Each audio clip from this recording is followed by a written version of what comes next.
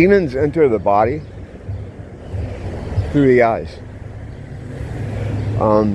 It's funny, like how things tie together. Hey, little doggy. How things kind of tie together after a while when you start putting pieces together, taking the red string and connecting the photographs and newspaper clippings and metaphysical ones. How you doing, man? That guy's cool.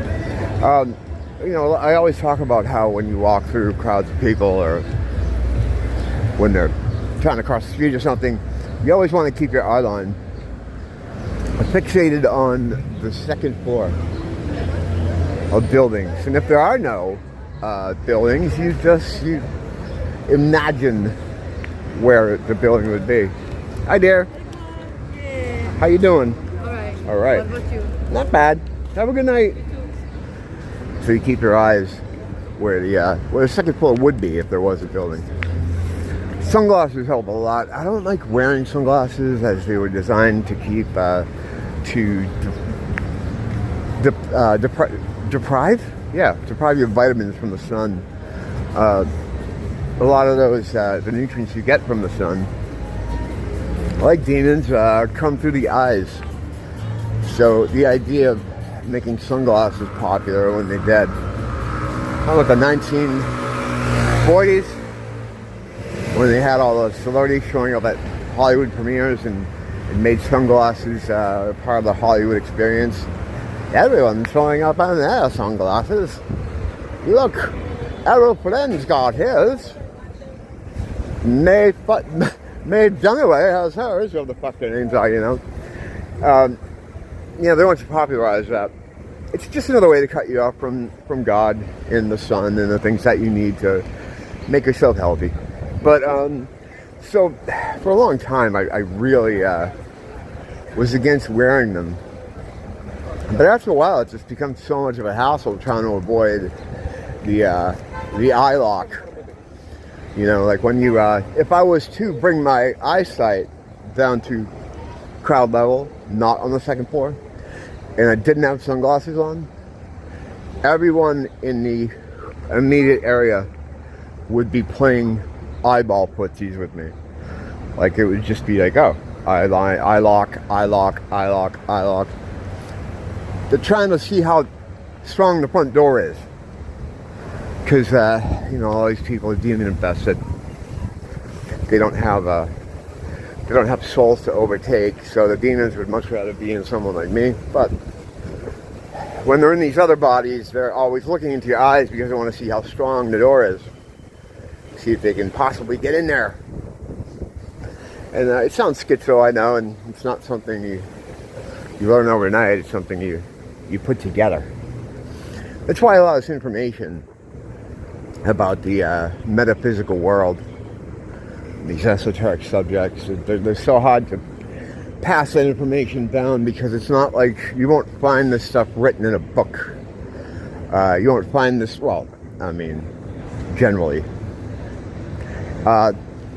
It's something that you have to put together yourself at your own kind of board, in your own head. And it's very hard to pass information on to someone else. This is by design.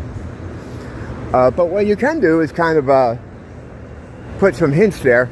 And you know, a lot of times when I talk about this kind of stuff, I tell people how I did it. What led me to some of these conclusions and how I came to know this stuff. But and then what happens, the final stage of this is that your inner tuning fork, does it pass the spiritual shit test? You know, why would you walk right into me, you fucking third worlder? So yeah, it's, you know, it's one of those things like you either know it or you don't. It either rings true to you or it doesn't, and sometimes it doesn't. You know, sometimes it takes a little more movement on the board. It takes a little bit more red string. And then it'll click with you. Some things never do, you know. And I keep working on it. But the ones that do, the way you get there, it's never straightforward. Just like the eye thing. You know, the avoiding playing eye pussies with people, and they want to play eye pussies with you. I've had people in the comments like screeching demons like, well, you think everybody's looking at you? It's like, Jesus, it's sounding my fucking mother. Yes, everybody's looking at me.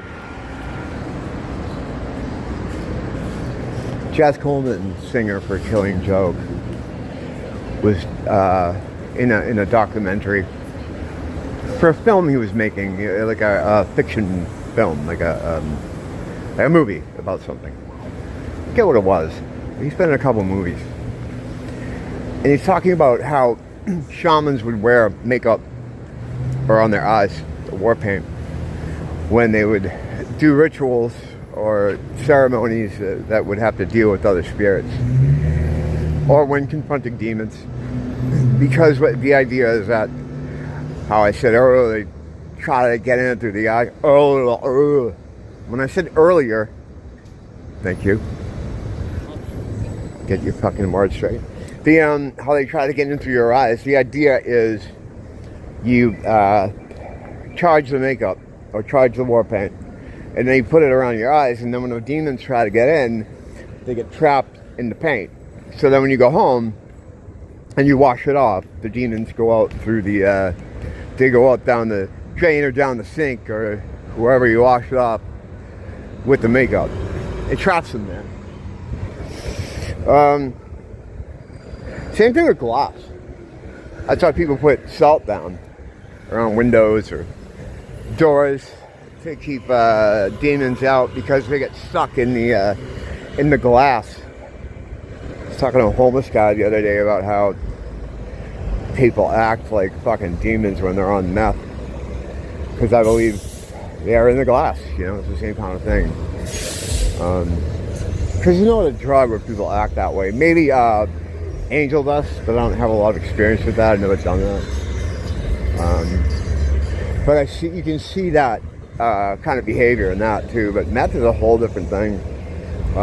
For me, whenever I've done meth, all it did to me is freeze me in place. I would just sit in a spot, kind of like what cocaine will do to some people. Like for some people, they do cocaine, and you know, like my cousin, we get blasted out on coke, and she would sit at the computer and play solitaire like all night, like just trapped, like she couldn't move.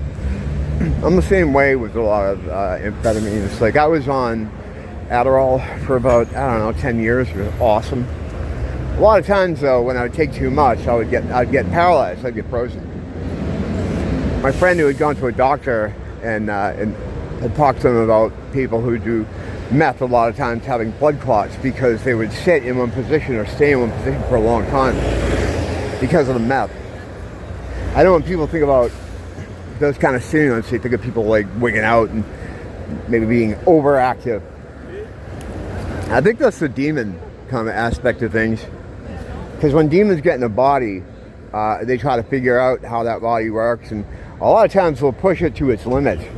You know, they'll try climbing walls or attacking people and moving things. A demon getting into a body isn't instant. It's like a process. It's like walking around with a radio with the antenna up, trying to get a station to come in. Because it's a frequency. You know, demons are on a frequency. Everything's fucking frequency. You know, you get energy, frequency, vibration. And it's all you got here in the snow globe. That's all that's here.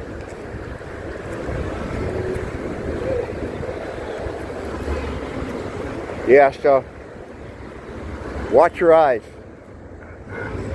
Always be aware. That's how they get in. All this talk about demons, and I haven't really encountered any in a while.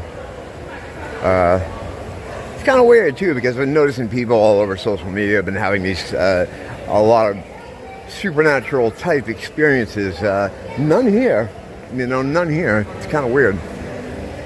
I do look for it though. I mean, I'm out here all day, usually during the night, and yeah, nothing out of the ordinary. I don't know why that would be. I don't know why that kind of activity will calm down. The world is certainly not in any kind of calm state. But yeah, I don't know. I remain vigilant, though. I'm always looking. Pretty crowded Sunday night here at the mall. Alright, well, I think that's it for now.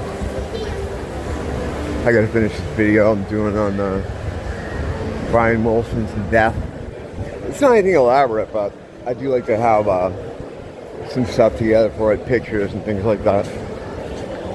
But you don't need to know about my creative process. I don't need to put a Peter Gabriel on you. Hey, little guy. Gotta watch people's kids sometimes, dude. They don't. Till next time, thanks for dropping in. It's always nice to be checked on. Security system. You gotta keep that thing sharp. Go blame the teacher. Blame the school.